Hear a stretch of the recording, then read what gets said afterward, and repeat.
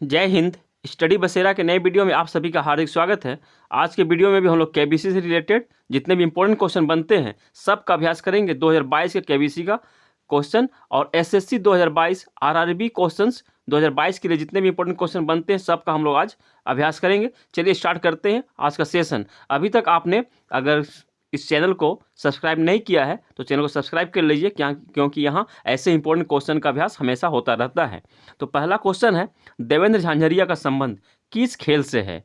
जैसा कि इस बार 2022 में ही पद्म पुरस्कारों की घोषणा की गई है। 128 लोगों को पद्म पुरस्कार देने की घोषणा की गई है। इनमें इस प्रकार जिनको देने की घोषणा की गई, इनमें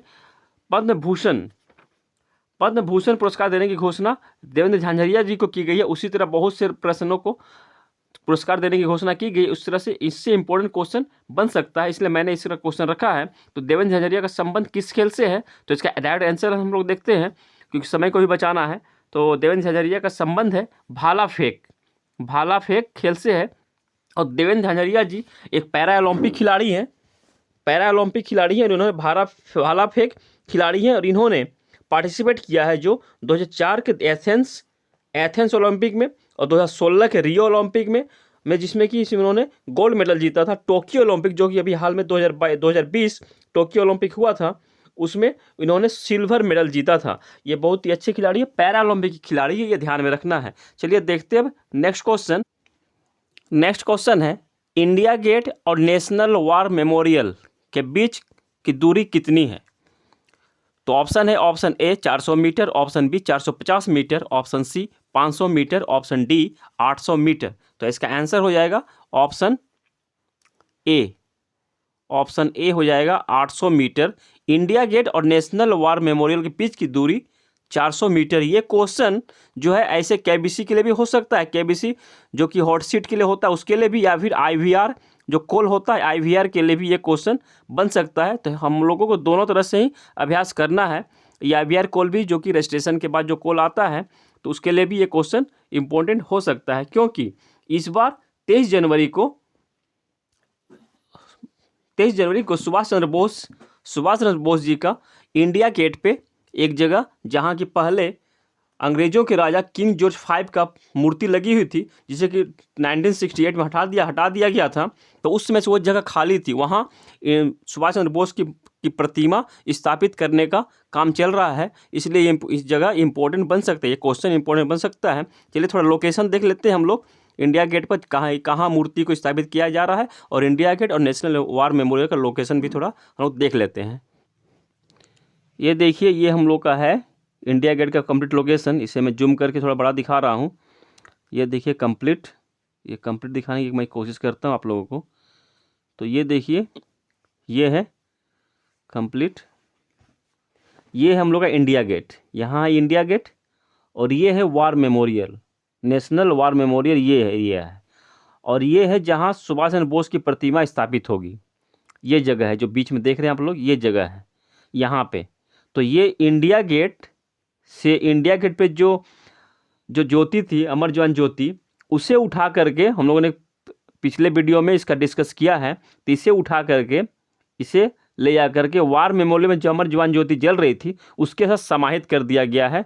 अब यहाँ ये अमर जवान ज्योति नहीं रहेगी, सभी एक ही जगह पे नेशनल वॉर मेमोरियल में ही अमर जवान ज्योति जलती रहेगी। तो ये हम लोग का लोकेशन है इंडिया गेट का, जहाँ की यहाँ सुभाष चंद्र बोस की प्रतिमा स्थापित की जाएगी इस जगह पे बीच में। यहाँ जगह खाली थी जहाँ की अंग्रेजों के राजा किंग जॉर्ज 5 की मूर्ति हुआ करती थी किसी समय में। चलिए आशा करता हूँ यहाँ आप लोगों को ये सब क्लियर हो गया होगा। चलिए देखते हैं अब नेक्स्ट क्वेश्चन है, सबसे अधिक बार बजट पेश करने वाले वित्त मंत्री कौन है? ऑप्शन है, option A Pranab Mukherjee, option B P Chidambaram, option C Morarji Desai, option D Indira Gandhi. तो इस क्वेश्चन का आंसर हो जाएगा, ये क्वेश्चन तो एकदम बहुत सीधा साधा है देखने में, परंतु इसके अंदर हम लोग बहुत सी इंपॉर्टेंट फैक्ट्स भी डिस्कस करेंगे, ध्यान से यहाँ सुनिएगा। तो इसका आंसर पहले हम लोग देख लेते हैं। इसका आंसर हो जाएगा मोरारजी देसाई सबसे ज़्यादा बार वित्त मंत्री है, सबसे ज़्यादा बार बजट पेश करने वाले। इन्होंने टोटल 10 बार बजट पेश किया है। मोरारजी देसाई जी ने। और प्रणब मुखर्जी हम लोग जो देख रहे हैं, तो प्रणब मुखर्जी और पी चिदम्बरम इन्होंने 9 बार, दोनों ने 9 बार बजट पेश किया है। और इंदिरा गांधी जो हम लोग ऑप्शन में देख रहे हैं, यहाँ ध्यान से देखिएगा, तो पहली वित्त मंत्री इंदिरा गांधी हैं, पहली महिला वित्त मंत्री इंदिरा गांधी है, परंतु ये उस समय प्रधानमंत्री भी थी। प्रधानमंत्री के रूप में और वित्त मंत्री के रूप में ये पहली महिला वित्त मंत्री है, परंतु इंडिपेंडेंट स्वतंत्र प्रभार के रूप में हम लोग, अगर क्वेश्चन में आता है किसी भी इंपॉर्टेंट एग्जाम में या फिर केबीसी में भी इस तरह का क्वेश्चन घुमाकर क्वेश्चन आ सकता है, तो इंडिपेंडेंट या फिर स्वतंत्र प्रभार के रूप में पहली महिला वित्त मंत्री निर्मला सीतारमन जी हैं। और निर्मला सीतारमन जी के नाम से ही सबसे लंबा बजट भाषण देने का भी रिकॉर्ड है, इनके नाम से ही है, निर्मला सीतारमन जी के नाम से। चलिए देखते हैं अब नेक्स्ट क्वेश्चन। नेक्स्ट क्वेश्चन है, ICC man cricket of the year पुरस्कार पाने वाले सबसे कम उम्र के खिलाड़ी कौन है या कौन बने हैं? तो ऑप्शन है, option A Shahid Shah Afridi, option B Virat Kohli, option C Aaron Finch, option D Kane Williamson. तो इसका आंसर हो जाएगा ऑप्शन ए शाहिद शाह अफरीदी। सबसे कम उम्र के ICC man cricket of the year पुरस्कार पाने वाले खिलाड़ी बने हैं। और इन्हें यह पुरस्कार कब दिया गया है, यह भी क्वेश्चन बन सकता है। तो इन्हें यह पुरस्कार 2021 के लिए मिला है। 2021 ICC man cricket of the year 2021 का पुरस्कार शाहिद शाह अफरीदी को मिला है। और यह पाकिस्तान के तेज गेंदबाज हैं। और ICC women cricket of the year 2021 पुरस्कार किसे मिला है, यह भी क्वेश्चन बन सकता है। तो ICC women cricket of a year 2021 पुरस्कार मिला है भारत की स्मृति मंदाना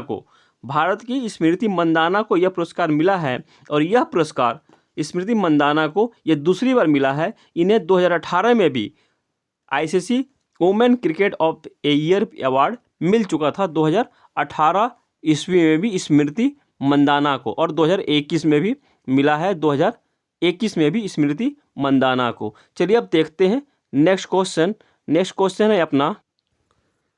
नेक्स्ट क्वेश्चन है, अल्फ़ाबेट जो कंपनी है, इसका सीईओ कौन है?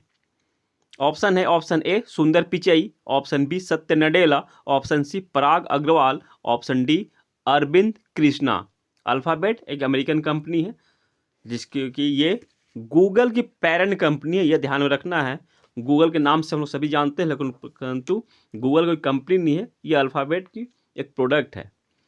तो अल्फ़ाबेट के सीईओ कौन है? तो इसका आंसर हो जाएगा ऑप्शन ए सुंदर पिचई जो कि भारतीय मूल के हैं। ये अल्फ़ाबेट के सीईओ हैं सुंदर पिचई जी। और हम लोग और भी कुछ जान लेते हैं इसके एक्स्ट्रा फैक्ट्स। तो अल्फ़ाबेट के फाउंडर कौन है? तो अल्फ़ाबेट का फाउंडर है लैरी पेज और सर्गेरी ब्रिन। अल्फ़ाबेट के फाउंडर हैं लैरी पेज और सर्गेरी ब्रिन। और सत्य नडेला ये भी भारतीय मूल के हैं। इन दोनों को भी पद्म भूषण पुरस्कार दिया गया है। इस बार पद्म भूषण पुरस्कार 17 लोगों को देने की घोषणा की गई है, जिनमें इनका भी नाम है, सुंदर पिचई और सत्य नडेला, इनका भी नाम है। इसलिए मैंने ये क्वेश्चन को रखा है। शुरू में ही मैंने कहा कि पद्म पुरस्कारों की देने की घोषणा, जिसमें पद्म भूषण, पद्म विभूषण और पद्मश्री, ये 3 तरह के पुरस्कार आते हैं पद्म पुरस्कार में। तो पद्म भूषण 17 लोगों को देने की घोषणा की गई है। और टोटल पद्म पुरस्कार 128 लोगों को देने की घोषणा की गई है, जिसमें कि पद्म विभूषण जो पुरस्कार है, पद्म विभूषण पुरस्कार 4 लोगों को देने की घोषणा की है। पद्म विभूषण पुरस्कार 4 लोगों को देने की घोषणा की गई है और पद्म भूषण 17 लोगों को देने की घोषणा की गई है। और पद्मश्री जो पुरस्कार है 107 लोगों को देने की घोषणा की गई है। तो सुंदर पिचई और सत्य नडेला जी को दोनों को ही पद्म भूषण पुरस्कार देने की घोषणा की गई है। तो सुंदर पिचई अल्फ़ाबेट की कंपनी के सीईओ हैं और सत्य नडेला जी माइक्रोसॉफ्ट के सीईओ हैं। माइक्रोसॉफ्ट के संस्थापक बिल गेट्स और पॉल एलन, ये तो लोग सभी जानते हैं। तो सत्य नडेला और सुंदर पिचई जी को भी पद्म भूषण पुरस्कार देने की घोषणा की गई है। और पराग अग्रवाल, ये भी ध्यान में रखना है कि पराग अग्रवाल अभी नए ट्विटर के सीईओ बने हैं, ये भी भारतीय हैं, भारतीय मूल के हैं। तो पराग अग्रवाल ट्विटर के सीईओ हैं। और अरविंद कृष्णा भी भारतीय मूल के हैं, और ये IBM कंपनी, जो कंप्यूटर निर्माण कंपनी है IBM, तो इसके सीईओ हैं, इस कंपनी के सीईओ हैं अरविंद कृष्णा जी। चलिए आज के लिए इतना ही, मिलते हैं फिर नए वीडियो में, तब तक के लिए जय हिंद, स्वस्थ रहें, मस्त रहें, धन्यवाद।